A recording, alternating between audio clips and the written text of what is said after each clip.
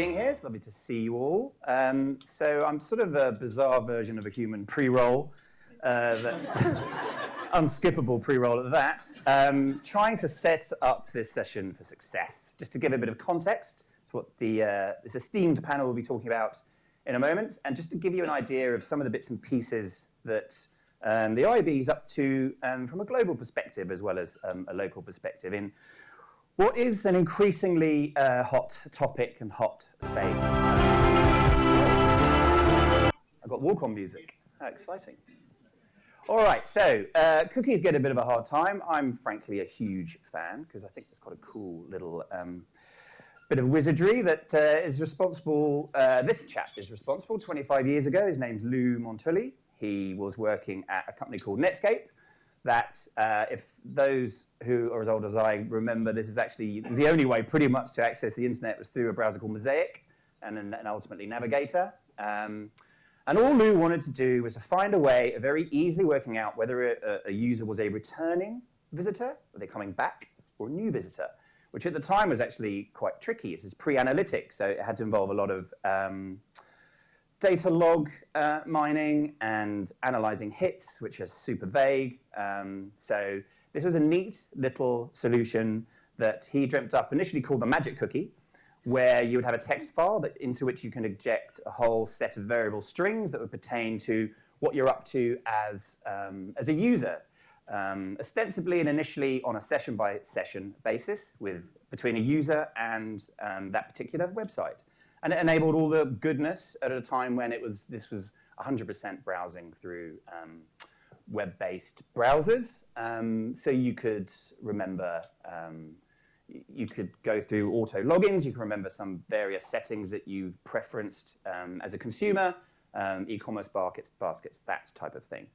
And then increasingly, what became known as a persistent cookie turned up, whereby you would have a text file that sat on the hard drive of your machine, so unique to the browser, unique to the machine, which could enable, from a third-party perspective, all the bits on the right-hand side that you see is essentially part of an ecosystem whereby advertisers using technology delivering assets, as in ads, but there's also the ad tags, to consumers. And ultimately, these third-party cookies became identifiers because they're being delivered either from an external party, a third party, either via the assets through the ad tag, because you could drop cookies that way, which became a bit of a thing, or just because the websites were enabling and allowing access to third parties, to externals, to stick the cookies on your machines so that you could do all these bits and pieces that we've all taken for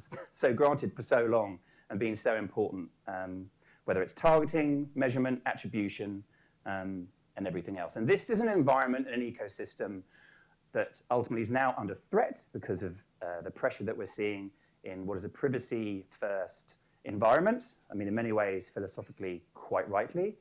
But the current method via third-party cookies, I mean, to be honest, the match rates are a bit messy. It is essentially, you could think of it as a bit of a hack, so it's probably time for change anyway.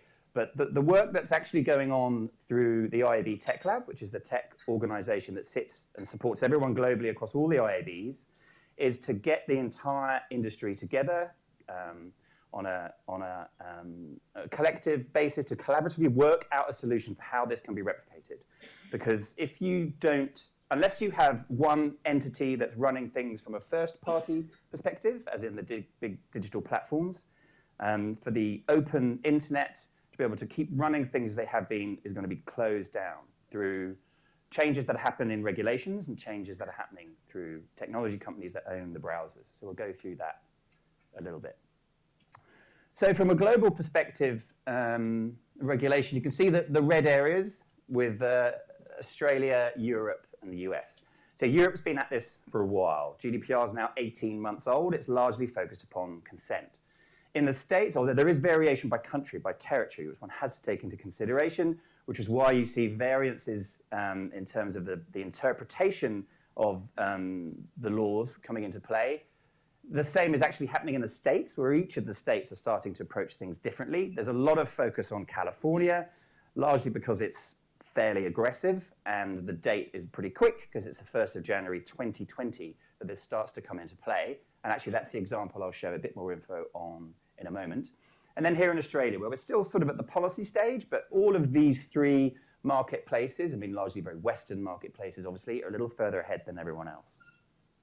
So there's consistency in privacy being at the core of the concern, but there's inconsistency in its interpretation and ultimately implementation. So what are the browsers doing? The browsers, in turn, for the last 2 years, Safari and more recently Mozilla have been incredibly restrictive in terms of what is being allowed. Apple are now blocking all third-party, as are Firefox. And the latest version of Safari, in fact, only allows first-party cookies to be actively used within 24 hours. After 24 hours, they won't work. So that is incredibly restrictive. The other major browsers, Google Chrome, Microsoft Edge, are also bringing in suites of privacy controls. The good thing is, with those major pan-industry discussions that are taking place, mainly in the US, both Microsoft and Google are engaging in a collaborative manner to try and work out a solution, whether it's through universal IDs that can be stitched together. And if you look at some of the proposals on the Tech Lab site, you'll see the privacy approach and proposals that are out there in order to start working on a framework that can implement it and make it work.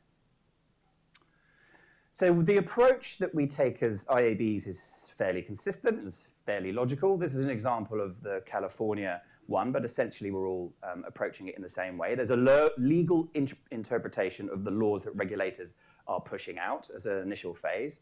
Secondly, it's what are the policy requirements for our industry to implement and manage in terms of what's needed to follow the laws and do the right thing by regulators and by consumers that meets the requirements of our industry.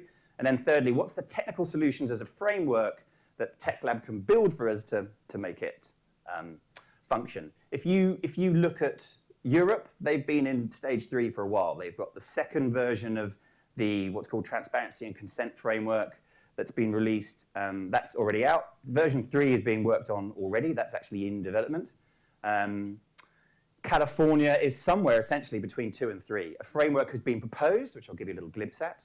And it's running pretty quick and really pretty hard. So we're going to have to move pretty quickly between 2 and 3. And you're able to review it all. It's all publicly available. And there's an option for literally anyone to comment as well. It's fairly technical, but it's worth a look.